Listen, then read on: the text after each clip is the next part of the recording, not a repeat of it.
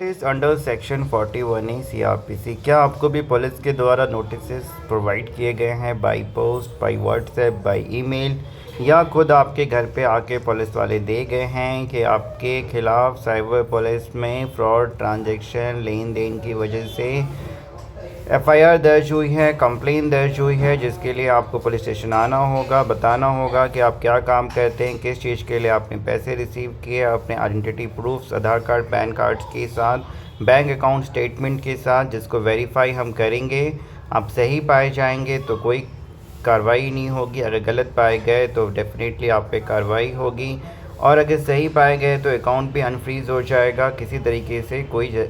Problem नहीं होगी। ऐसे बहुत से लोग हैं जो वाकई में गलत काम कर रहे हैं और वाकई में गलत काम नहीं भी कर रहे हैं, बट फिर भी उनके अकाउंट फ्रीज़ हो जाते हैं जाने अनजाने में, बिना उनकी गलती के। कुछ लोग हैं जो वाकई में gaming apps, colour prediction, crypto currency sell out करना, और वहाँ पे जो भी पैसा आपको आता है आपके अकाउंट में वो फ्रॉड का होता है। सामने वाले ने कंप्लेन की और वो पैसा घुमा फिरा के चेन ट्रांजैक्शंस में आपके अकाउंट में आया, जिसकी वजह से आपके भी अकाउंट फ्रीज़ हो जाते हैं, आपका अपना पैसा भी फंस जाता है, और जो फ्रॉड का पैसा आया है वो तो फंसा ही रहता है। कई बार फ्रॉड के पैसे पे होल्ड लगता है और कई बार पूरा ही अकाउंट फ्रीज़ कर दिया जाता है, जो एक बड़ी समस्या बन जाती है अगर अकाउंट में आपके अपने भी पैसे फंस गए।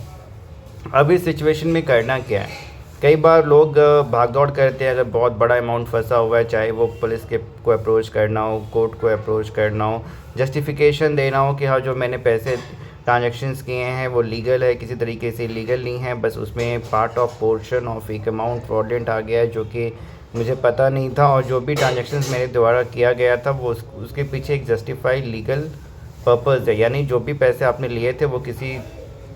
चीज़ के लिए लिए थे, लाइक आप कोई दुकानदार हैं, आपने कोई सर्विस प्रोवाइड किया था, आपने कोई प्रोडक्ट सेल आउट किया था और उसके बदले पैसे, आपको पता नहीं था कि जो ये पैसा है फ्रॉड का है, and without any knowledge you have receive this amount. अगर ज़रूरत पड़ती है तो आप इस अमाउंट को रिफ़ंड करने को भी तैयार है, एंड इस सिचुएशन में अकाउंट अनफ्रीज भी हो जाता है, कोई केस आप पे नहीं बनता है। लेकिन अगर वाकई में आपके अकाउंट के थ्रू धोखाधड़ी की गई, ऐसे बहुत से लोग हैं जिनको कि जॉब का ऑफ़र दिया जाता है कि आपको हमारे लिए काम करना है और आपको अपने अकाउंट के थ्रू अलग अलग लोगों से पैसे रिसीव करने हैं और फिर अलग अलग लोगों को भेजने हैं, यानी डेली का ट्रांजैक्शन लाखों में करोड़ों में हो जाता है, और ऑब्वियसली इसमें कुछ पैसे, ज़्यादातर पैसे फ्रॉड्स के होते हैं। पहली बात इतना ट्रांजैक्शन, दूसरी बात फ्रॉड का पैसा लेना देना भेजना एक कानूनी अपराध है, यानी जो भी अपराध कर रहे हैं उस अपराध में आप भी सम्मिलित हो जाते हैं। कुछ लालच में बहुत से लोग अपने अकाउंट खुलवा के लोगों को दे देते हैं, महीने पे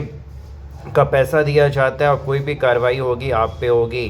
पुलिस पकड़ेगी आपको, घर आपके आएगी, अकाउंट आपका फ्रीज़ होगा, कानूनी कार्रवाई आप पे चलेगी, समस्या आपको झेलनी पड़ेगी। और तब ज़्यादा जब आपके ख़िलाफ़ जो कंप्लेन होती है वो दूसरे राज्य में, आप दूसरे राज्य में वहाँ जाना आना, अपने आप को सही साबित करना मुश्किल हो जाता है। अगर ऐसी परिस्थिति में आप फंस गए हैं, परेशान ना हो, कैसे बचना है, क्या करना है, कैसे पुलिस को आप मेल कर सकते हो, क्या क्या चीज़ें आपको ले जानी है, क्या क्या चीज़ें बतानी है, सारा कुछ आपको बताया। कभी अकाउंट फ्रीज़ है, पुलिस से कोई नोटिस आया है, बैंक से कोई रिप्लाई मिला है कि किस पुलिस के द्वारा, स्पेशली अगर दिल्ली पुलिस से रिलेटेड है, नोएडा पुलिस से रिलेटेड है, गाज़ियाबाद पुलिस से रिलेटेड है, गुड़गांव पुलिस से रिलेटेड है, आप हमें नोटिस भेजें, हम आपकी बिल्कुल मदद करेंगे आपके अकाउंट को अनफ्रीज़ कराने में, आपके खिलाफ़ जो भी केसेस दर्ज हैं उनको ख़त्म करने में, जिससे आपका समय, पैसा और मानसिक परेशानी भी बचे।